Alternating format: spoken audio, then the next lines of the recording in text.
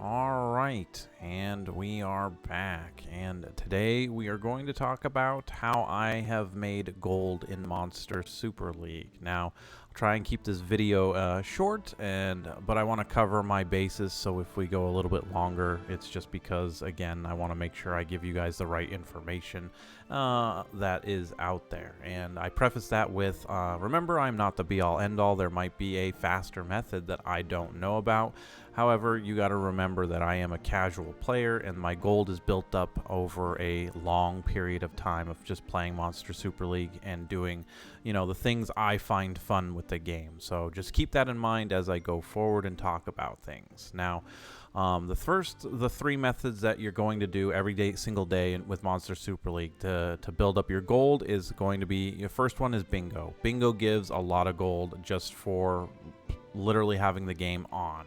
So completing your bingo is step one. The second one is going out and doing, obviously, your gold dungeon every single day. Your gold dungeon every day, 300,000 gold is going to add up. So coming in here, getting this done is again, going to add up. You got to look at it this way. Do this for 10 days, you got 3 million gold. Do it for 20 days, etc., right? This will add up. Now there's other things to be using this gold for that I will talk about in another video. That is turning your gold into gems, at least getting 1,000 free gems once a week. But that is, again, we will talk about that in a different video. However, holding on to this gold is also another good way to make it in the game. The third and the final way, before I get into a little bit of the nitty-gritty of how I make gold, is your Apex battles. For a lot of newer players, this is going to be a little harder to get a team ready for, but remember, Monster Super League, as much as we talk about, the single Astromon that's going to be clearing waves, this still is a team game. You still want to have 4 decent Astromon to come in here and tackle your Apex battles, because these Apex battles, if you can have a good team to clear it, you will get a lot of gold. We're talking over 1 million gold, I believe, the last time I tested this. So just know those are your 3 heavy hitters. You're going to do your bingo, your gold dungeon, and try and get Apex battles done as much as possible.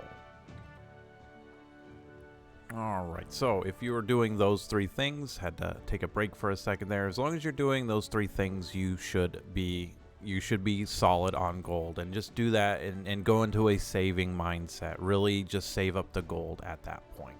And that is one of the easiest ways to make gold in Monster Super League.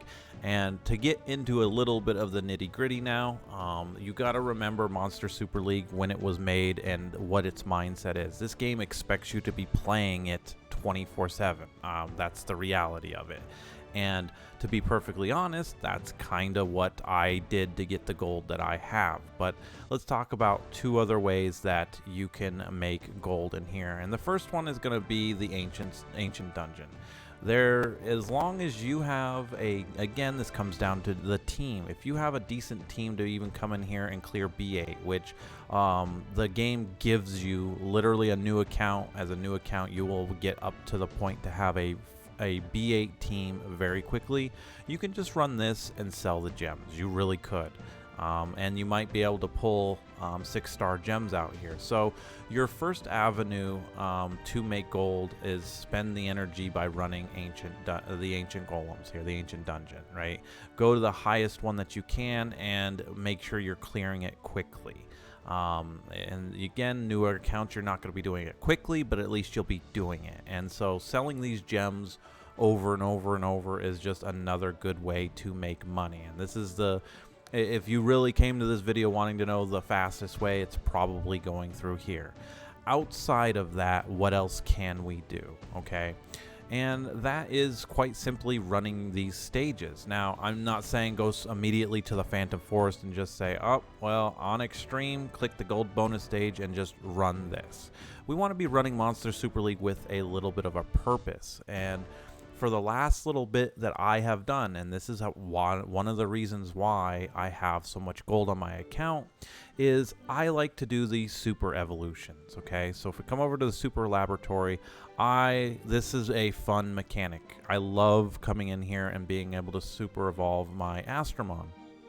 But one of the things about this is you might not know that you have to go out and farm all these materials for it, and the way you go out and do it is on extreme. So for instance, if I wanted to build a fire superstone here, the top 2 resources are always on extreme. Everything else can drop out of the same instance. So for here, the Mirage Ruins, I need the Statue of Time. So I will be like, all right, I want to craft this firestone. I have everything but this. I'm going to go to the Mirage Ruins, and I'm going to go to the gold bonus stage. And I do this until I have enough materials, the 50 out of 50, to make one of the stones. And so having a goal will just let the gold add up. So you go on the gold bonus stage and you will sell all these gems. So if I was to show you my auto battle option here, I just have all gems sold on this. On top of that, you're going to be capturing Astromon. So again, the game is meant to be running next to you. So on your phone while you're doing something else on your computer, you're on your tablet in the same aspect, or if you're running it on your laptop on an emulator or whatever, right? The point is the game expects you to be playing it 24/7. So capturing all these Astromon, you're not only getting gems, but you can use them to just release. And we just did the enhancing video. So what do you get out of releasing 3-star or higher Astromon? You get essence. So the cool thing about Monster Super League and why I still love this game is everything feeds into itself. So you're never just sitting here running these maps and wasting your time. You're either building up gold, you're either getting super evolution materials, right? Everything is feeding into itself, which is awesome. And so coming out here and running these stages is a great way to be getting gold, because again, if we just pick, and for argument's sake on this video, is let's say I had nothing for a lot, and a lot of you mid-game players are not going to have this, but let's say I had none of these resources to even make a fire superstone. Well, I can tell you right now why I have 260 million gold is because I quite literally ran to make a superstone every single day. If you wanted to craft a superstone, it's a 24-hour cooldown. So what I would do is I would craft a stone and go out and farm 50 out of 50 of this one. So I'd be running the Mirage Ruins on the gold bonus stage.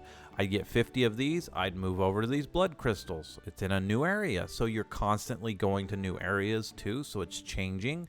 I go to the magma crags, and I'm going to get 50, wait until I get 50 of these, right? And this just goes on and on. Same thing here. You need 100 of these small rune stones. Well, don't bother going on normal or hard, just run extreme. Why? It's more gold per kill. It's more gold selling the higher tiered gems. It's more gold just in general. So not only is Lunar Valley though going to give you these, but I believe, is it this one? Lunar Valley, yeah, for the Moonflower is also going to build you materials for your Light Superstone. Again, all these systems feed in itself. So if you really wanted to see how much gold you can make, and again, the Monster Super League is going to eat your time, craft a Superstone a day until you have 30 of them. And I promise you, you will have almost 30 million, if not more, gold just saved up from doing that. Yes, that is a huge time commitment that I am telling you to go do, right?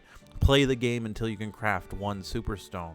But I'm not kidding you. That's why I have the gold I have here, is because I did that. I went out and I've started building these, and I need to get back into this on here. And targeting these materials and going out there and getting them, okay, is literally how I have done that, and that's my fun in Monster Super League. So no, I've never really run the Ancient Dungeon just for gold, because I've always just been able to go out there and farm for it.